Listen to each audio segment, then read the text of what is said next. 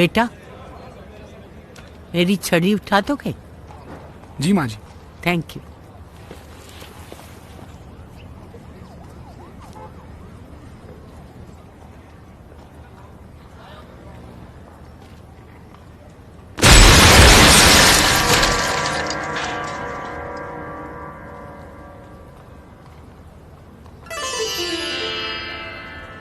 Thank you बेटा, अच्छा हुआ तूने कुछ नहीं किया। मोस्ट वेलकम माँ जी। Thank you. कभी कुछ ना करके भी देखो। ईट 5 star, do nothing.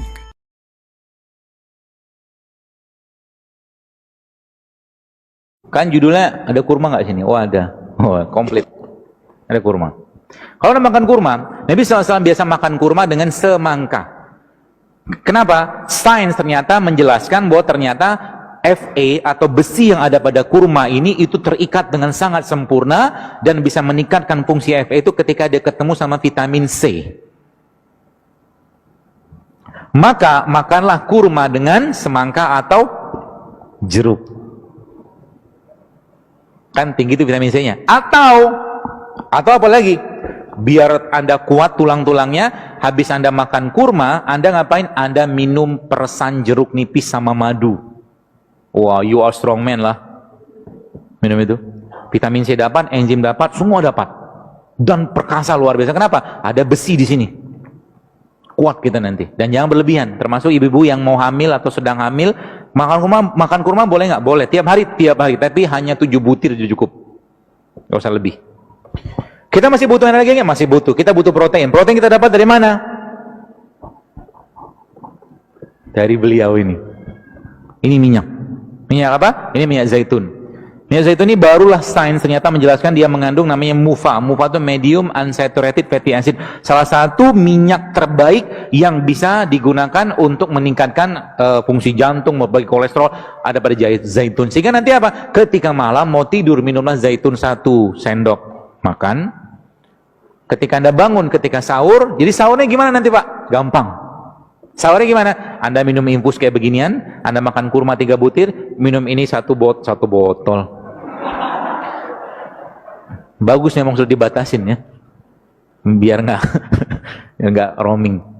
Minum ini 1 sendok makan, udah cukup buat energisnya. Habis itu ngapain? Doa banyak-banyak. Kan sahur harusnya banyak doa.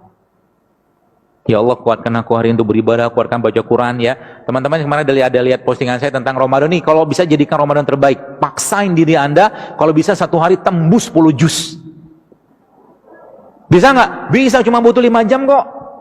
1 juz itu kira lebih setengah jam lah kalau Anda baca lancar. Katakanlah agak sedikit belepotan, 40 menit lah.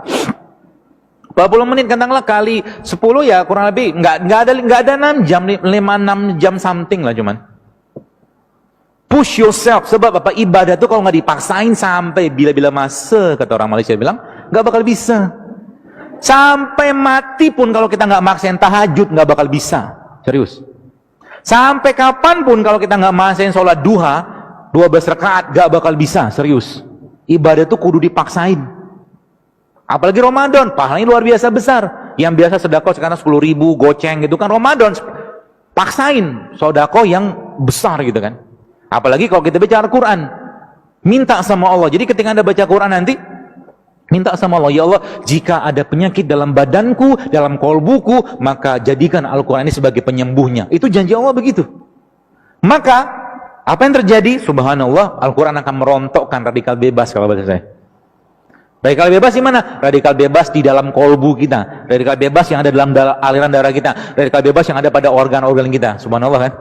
Maka Allah katakan apa dalam Quran? Wa nunazzilu minal Quran ma huwa syifa wa rahmatul lil mu'minin. Dan kami turunkan Al-Quran itu sebagai syifa, sebagai penyembuh.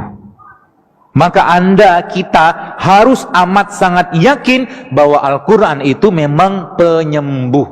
Syaratnya gimana? Sama ketika Anda atau seseorang sakit. 2 menit lagi ya? Habis. 1 menit deh. Ketika Anda sakit, berobat ke dokter atau mungkin berobat ke herbalis, lalu Anda dikasih obat, katakanlah minumlah Pak ya 3 kali 5 kapsul atau 3 kali 500 mg, nggak sembuh, naikin dosis sama dia, kan gitu. Maka sama juga dengan Al-Quran. Al-Quran ketika belum memberikan efek, naikkan dosisnya. Dahsyat kan? Naikkan dosis baca Al-Quran sampai apa? Sampai kharru sujada wa bukiya. Kita tersungkur, bersujud, menangis, minta ampun sama Allah, maka saat itulah Allah akan mencurahkan rahmat dan ampunannya, penyakit-penyakitnya dibuang oleh Allah Subhanahu wa taala. Itu dahsyatnya bulan Ramadan. Ya, maka jangan sibuk dengan makanan bulan Ramadan. Itu kata kuncinya. Sibuk dengan ibadah aja. Banyakin zikir, mungkin yang kerja, ya saya katakan kalau memang sudah selesai kerjaannya ya udah baca Quran, pegang Quran. Ya. Dan kita harus komitmen untuk di Ramadan itu khususnya kita menjadi sahibul Quran. Kita menjadi temannya atau sahabatnya Quran. Gitu ya, teman-teman sekalian, mudah-mudahan bermanfaat. Dan kajian-kajian saya khususnya ya, saya katakan ini bukan kajian untuk sekedar dicatat tapi dipraktekkan. Kalau cuma catat doang, besok masih nyampah lagi sama juga bohong. Gak usah datang kajiannya.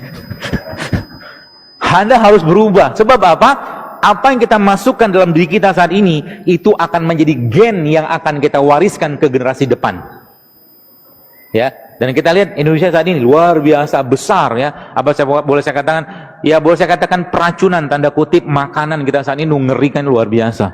Sehingga apa? Tandanya apa? Autoimun zaman dulu nggak banyak, sekarang berjibun, berlimpah autoimun. Penyakit-penyakit yang nggak ada 50 tahun itu sekarang